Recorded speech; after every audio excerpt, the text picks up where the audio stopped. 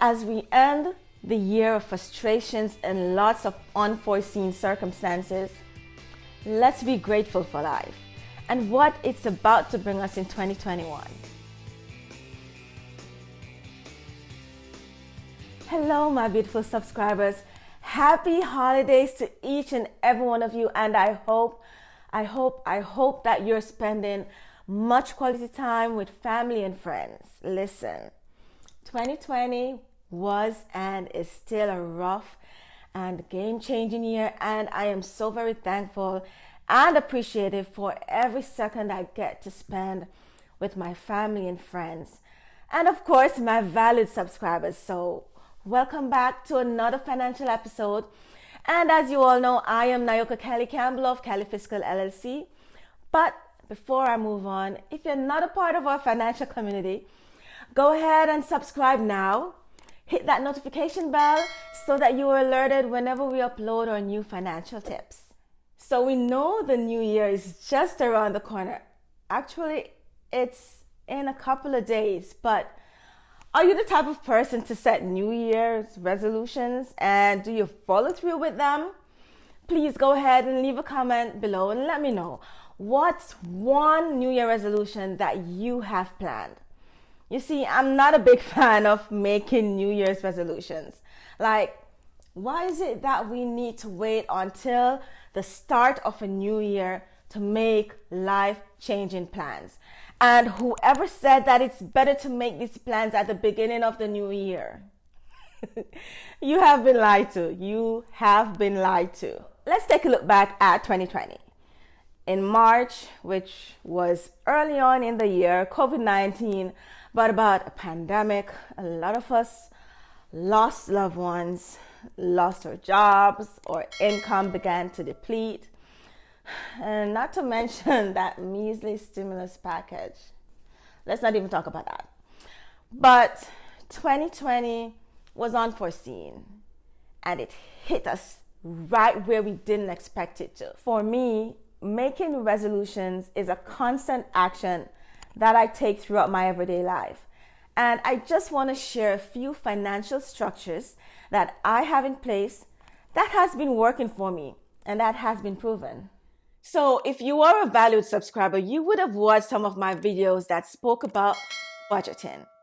Well, having a budget that I review constantly has helped me tremendously in cutting down on my expenses and increasing my income. And guess what? You can definitely find a link to the video in the description below.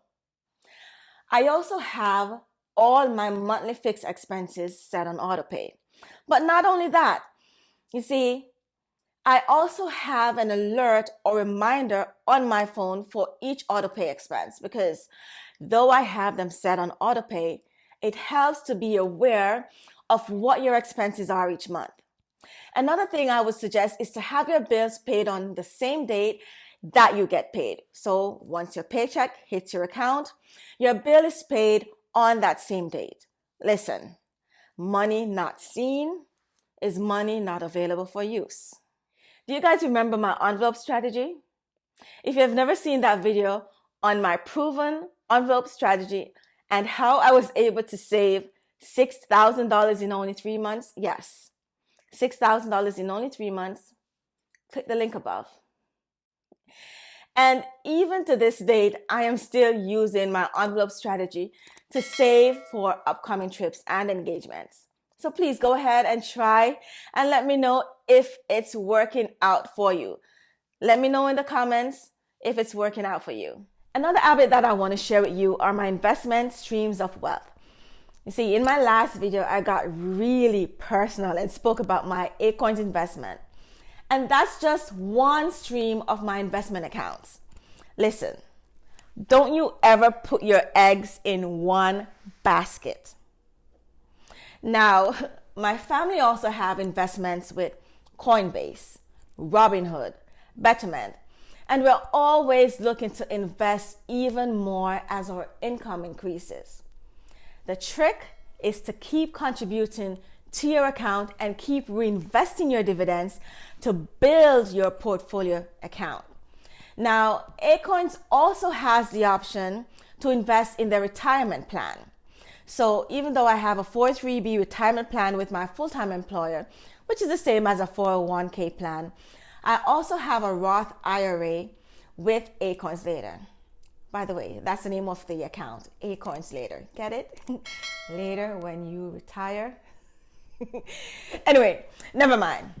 But this is so that I'm able to maximize my contributions to my retirement plans. And finally, despite all that we have been through in 2020 and the plans that we are setting in place for 2021, please make sure that your ultimate goal is to enjoy your family and friends and be happy. It makes no sense planning for everything, putting in all that work, and you are not happy. Happiness is the key here, guys. So please take a step back and put happiness at the top of your list. This has been proven to enjoying life.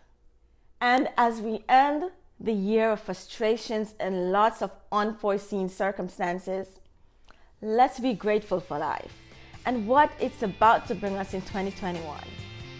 Thanks for joining me in another financial episode, and please don't forget to like, share, comment, subscribe, and hit the notification bell.